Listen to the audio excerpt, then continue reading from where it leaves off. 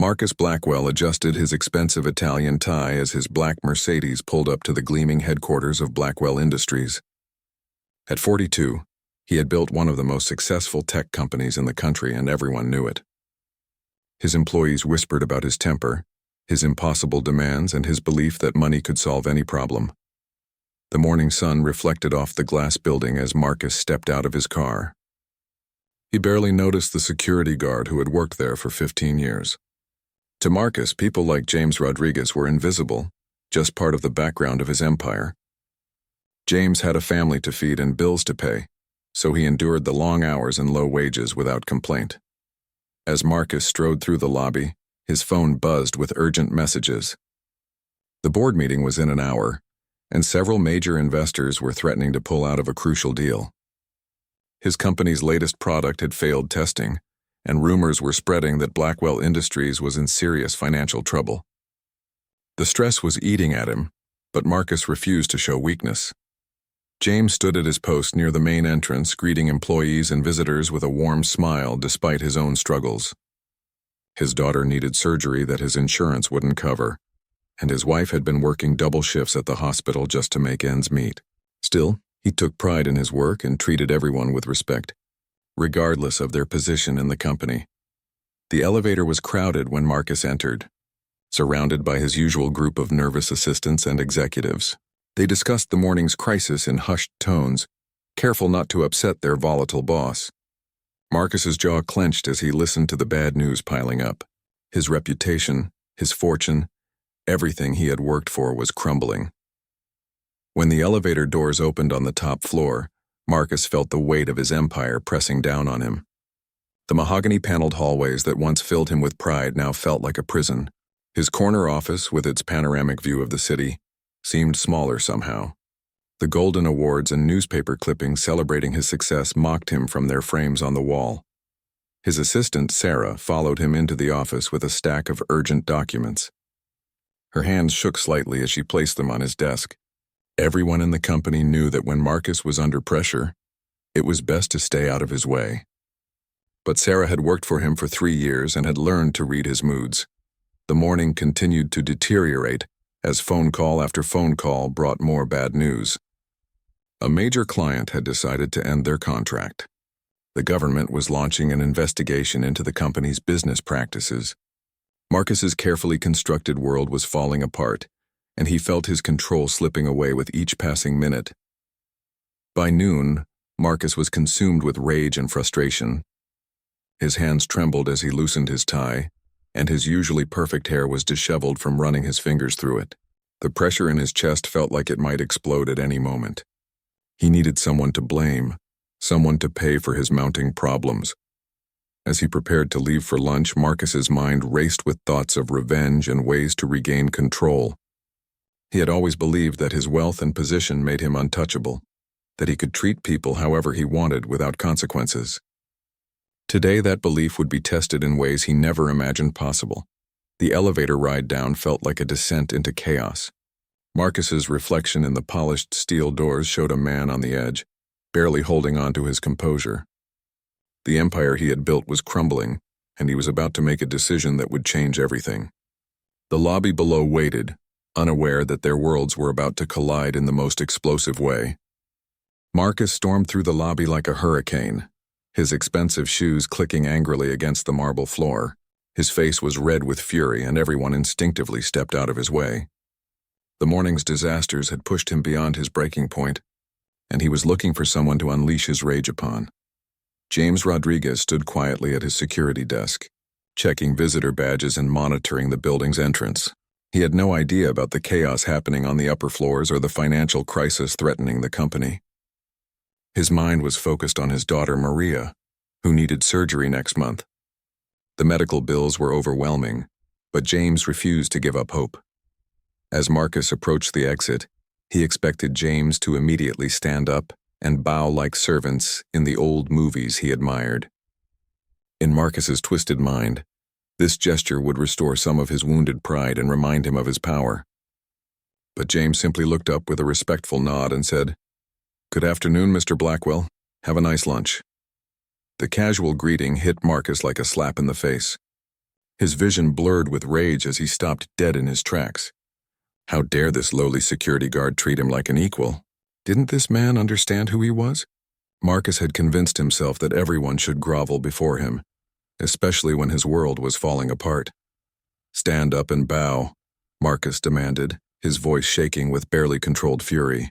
The lobby suddenly fell silent as other employees sensed the tension. James looked confused, unsure if he had heard correctly. He had been taught to treat everyone with dignity and respect, regardless of their social status. James slowly stood up, maintaining his professional composure despite the strange request. "Sir, is there something I can help you with?" he asked politely, still not understanding why his boss was acting so strangely. His gentle response only fueled Marcus's rage further. Without warning, Marcus raised his hand and struck James across the face with a force that echoed through the marble lobby. The sound was like a gunshot in the silence, and James stumbled backward, his hand instinctively moving to his stinging cheek. The entire lobby gasped in shock and horror. Time seemed to freeze as the reality of what had just happened sank in. Marcus stood there breathing heavily, his hand still raised while James touched his face in disbelief. The wealthy CEO had just physically assaulted a security guard in front of dozens of witnesses, all because the man hadn't bowed to him. Sarah, Marcus's assistant, covered her mouth in horror from across the lobby. She had seen her boss's temper before, but never anything this extreme. Other employees pulled out their phones, some recording the incident while others called for help. The elevator doors opened and more staff members witnessed the shocking scene. James straightened up slowly, his dignity intact despite the humiliation. His eyes met Marcus's with a calm strength that seemed to unnerve the CEO. There was no anger or hatred in James's gaze, only a quiet disappointment that spoke volumes. This man had just been assaulted for no reason other than refusing to grovel. "Sir," James said quietly, his voice steady despite the pain in his face. "I've worked here for 15 years. I've always treated everyone with respect, and I expected the same in return." His words carried a weight that made Marcus take a step back, suddenly aware of the crowd gathering around them. The security cameras had captured everything. The incident was already being uploaded to social media by shocked employees. Marcus's moment of rage had been witnessed by dozens of people, and there was no way to take it back.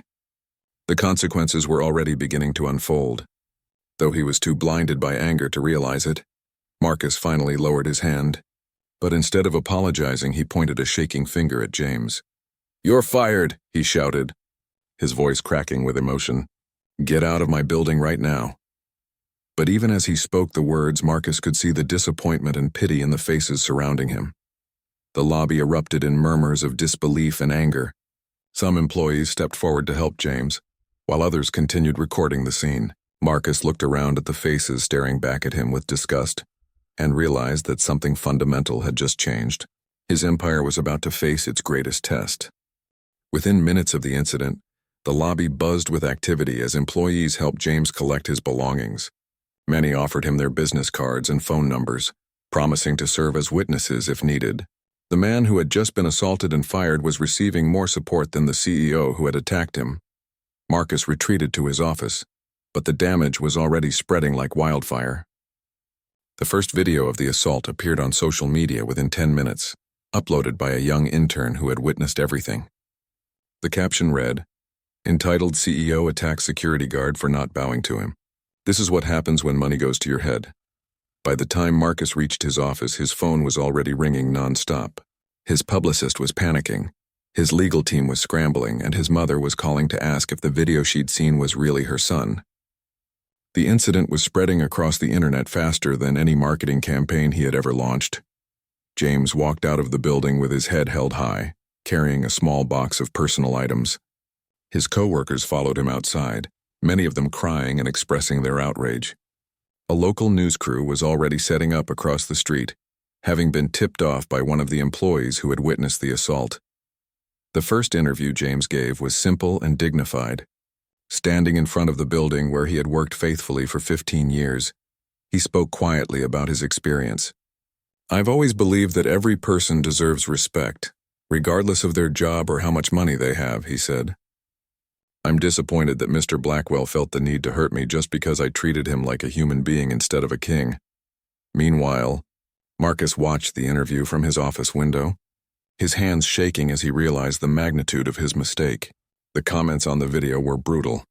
People were calling for boycotts of his company, demanding his resignation, and sharing stories of their own encounters with workplace bullies. The company's stock price began to plummet as news of the incident spread. Major clients started calling to express their concerns about doing business with Blackwell Industries. The board of directors called an emergency meeting, and several investors threatened to pull their funding immediately. Sarah knocked on Marcus's office door, her face pale with worry. "Sir, we're getting hundreds of calls from reporters. The story is trending on every social media platform. The hashtag Justice for James is spreading worldwide." Her voice trembled as she delivered the devastating news. Marcus tried to control the narrative by having his lawyers send cease and desist letters to news outlets, but it was too late. The video had been shared thousands of times, and new angles from security cameras were being leaked by anonymous sources within the company. Every attempt to suppress the story only made it spread faster. The public reaction was swift and merciless. Customers began canceling orders and demanding refunds. Employees started resigning in protest, posting their own stories about Marcus's toxic behavior. The company's social media accounts were flooded with angry comments and calls for justice.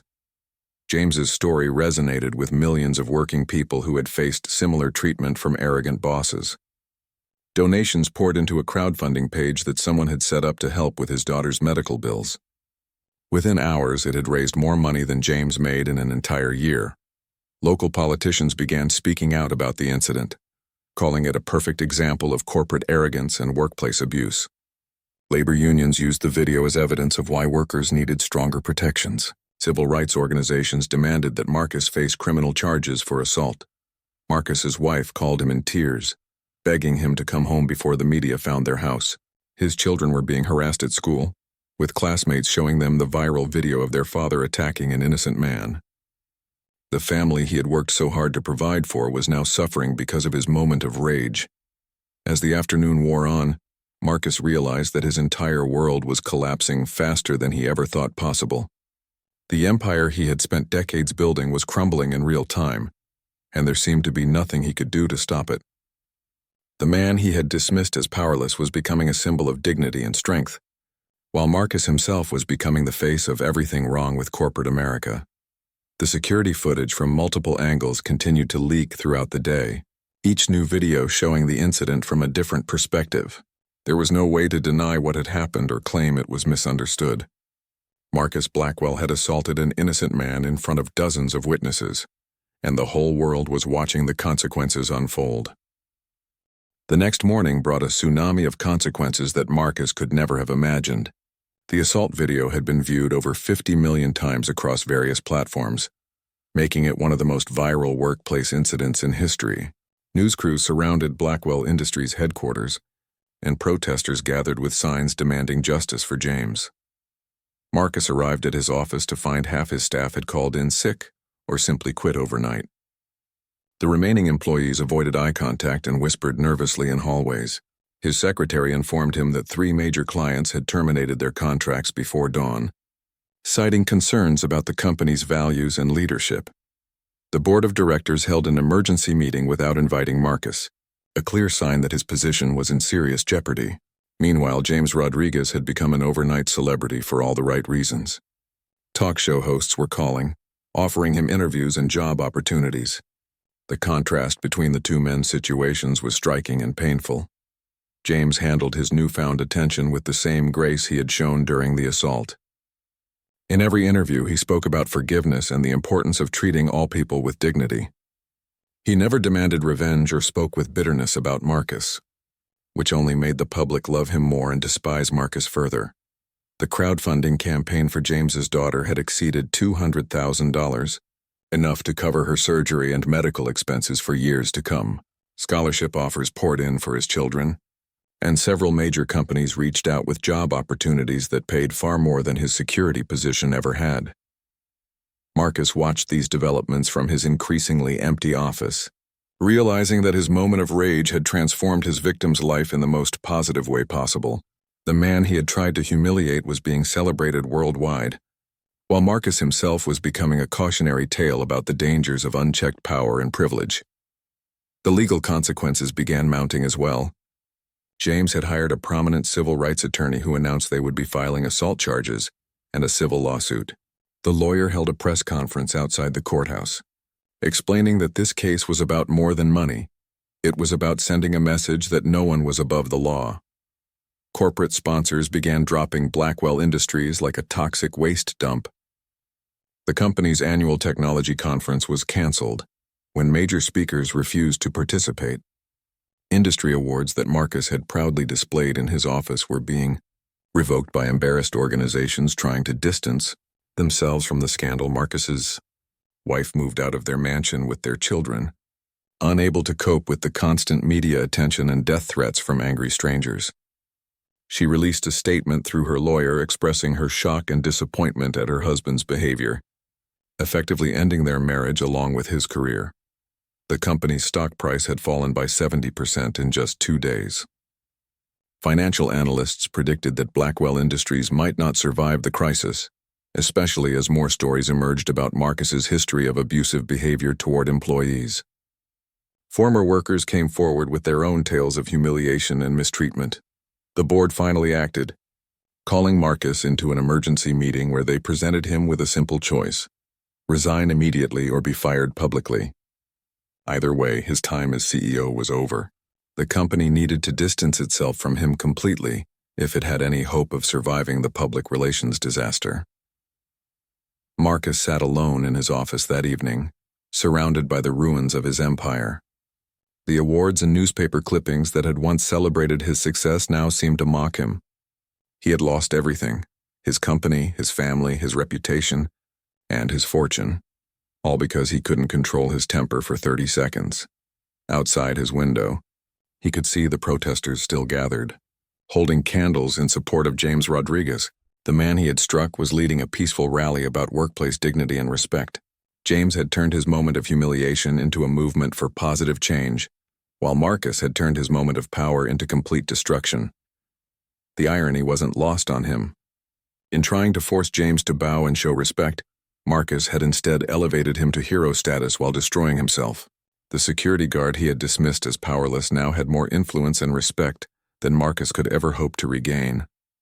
As he cleaned out his personal belongings, Marcus realized that he had learned the hardest lesson of his life. True power didn't come from money or position. It came from character and integrity. James Rodriguez had shown more strength in accepting the assault with dignity than Marcus had ever shown in building his business empire. The man who had once believed himself untouchable now faced criminal charges, bankruptcy, and a lifetime of shame. His name would forever be associated with corporate arrogance and workplace abuse, while James would be remembered as a symbol of quiet strength and grace under pressure. 6 months after the incident, the transformation of both men's lives was complete and shocking. James Rodriguez had become one of the most recognizable faces in America, appearing on magazine covers and giving speeches about dignity in the workplace. His daughter's surgery had been successful, paid for by the overwhelming generosity of strangers who were inspired by his story. Major corporations competed to hire James, not just for publicity but because they genuinely wanted his perspective on creating respectful workplace cultures. He eventually accepted a position as Director of Employee Relations at a Fortune 500 company, earning more in his first year than he had made in his entire career as a security guard.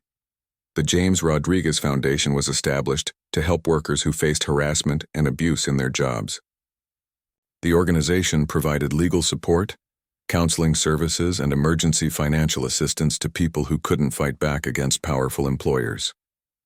James traveled the country sharing his story and inspiring others to stand up for their dignity. Meanwhile, Marcus Blackwell's fall from grace was complete and devastating. He had been forced to declare personal bankruptcy after the civil lawsuit and criminal penalties. The assault conviction resulted in community service and anger management classes. But the real punishment was the complete destruction of his reputation and social standing.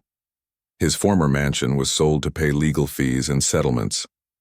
Marcus now lived in a small apartment across town, working odd jobs to survive. The man who once commanded boardrooms and million-dollar deals struggled to find employment because his name had become synonymous with corporate arrogance and workplace abuse.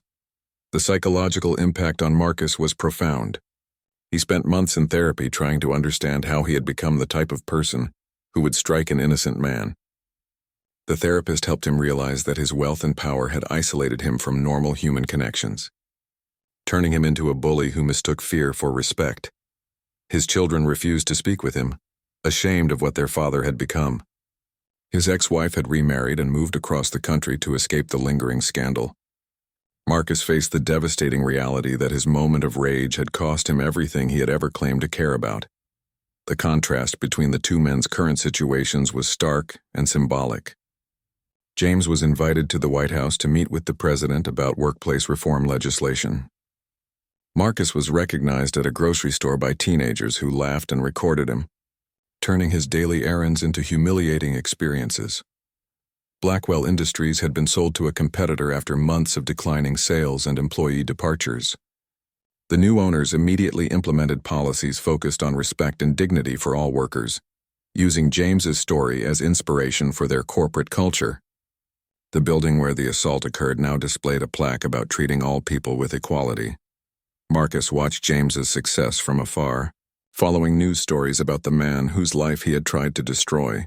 There was a bitter irony in seeing James achieve everything that Marcus had once possessed: respect, influence, and genuine admiration from others. The difference was that James had earned these things through character rather than intimidation. The legal proceedings had revealed other incidents of Marcus's abusive behavior toward employees over the years. Former workers testified about humiliating encounters and unreasonable demands that had made their lives miserable. The pattern painted a picture of a man who had used his position to bully anyone he perceived as beneath him. Public opinion polls showed that James Rodriguez had become one of the most admired people in America, while Marcus Blackwell ranked among the most despised. The security guard's quiet dignity had resonated with millions of working people who saw themselves in his story. Marcus had become a cautionary tale taught in business schools about the dangers of unchecked power. James used his platform to advocate for legislation protecting workers from harassment and abuse. He testified before Congress about the need for stronger workplace protections and better enforcement of existing laws. His calm, articulate testimony moved senators to tears and resulted in new legislation being passed. The transformation was so complete that people often forgot James had once been just a security guard trying to support his family. He was now a powerful voice for change, invited to speak at universities and corporate events about leadership and human dignity. His message was simple but profound. True strength comes from lifting others up, not tearing them down. Marcus realized that in trying to force James to bow, he had actually elevated him to a position higher than Marcus had ever achieved. The man he had seen as powerless now wielded more influence than the CEO who had assaulted him. It was a lesson in humility that came far too late to save Marcus's life, but perhaps not too late to change him as a person. 2 years after the incident that changed everything, Marcus Blackwell sat in a small coffee shop, reading about James Rodriguez's latest achievement. The former security guard had just been appointed to the President's Advisory Council on Workplace Reform, a position that would allow him to influence policy affecting millions of workers across the nation. Marcus had spent those 2 years in deep reflection and genuine attempts at redemption. The therapy sessions had been painful but necessary, forcing him to confront the entitled monster he had become. He had slowly begun to understand that his wealth and power had corrupted him, turning him into someone who believed other people existed only to serve his ego. Working at a local community center teaching basic computer skills to unemployed adults had been humbling beyond anything Marcus could have imagined. These were people facing real struggles, job loss, poverty, family problems, yet they treated him with more respect and kindness than he had ever shown his own employees when he held power. The volunteer work wasn't court-ordered anymore, but Marcus continued because it was the first time in years that he felt genuinely useful. Helping someone learn to use email or apply for jobs online gave him a sense of purpose that no business deal had ever provided. The people he helped had no idea who he used to be, and that anonymity was both painful and liberating. James's story had become the subject of books, documentaries, and even talks of a Hollywood movie. His foundation had helped thousands of workers fight workplace abuse and had successfully lobbied for stronger employment protections. The man Marcus had tried to humiliate was now changing the world for the better. Marcus had tried several times to reach out to James, hoping to apologize personally and perhaps find some form of forgiveness. Each attempt had been politely declined through lawyers, not out of hatred but because James had moved forward with his life and saw no benefit in reopening old wounds. The rejection hurt, but Marcus understood it. The financial ruin had been devastating, but it had also freed Marcus from the constant pressure of maintaining his empire. He lived simply now, sharing a small apartment with a roommate and taking public transportation instead of luxury cars. The lifestyle that once would have horrified him had become oddly peaceful. His relationship with his children remained broken, though his youngest daughter had recently agreed to meet him for coffee. The conversation had been awkward and painful, but it was a start. She told him that she was proud he was getting help and trying to change, even though she wasn't ready to forgive him yet. The community center where Marcus volunteered served many immigrants and working-class families, people who reminded him daily of James Rodriguez. He began to see how his former attitude had been not just cruel, but completely disconnected from reality. These were the people who actually made society function, while he had contributed little beyond making himself wealthy. Marcus started attending support groups for people dealing with anger management and the consequences of their actions.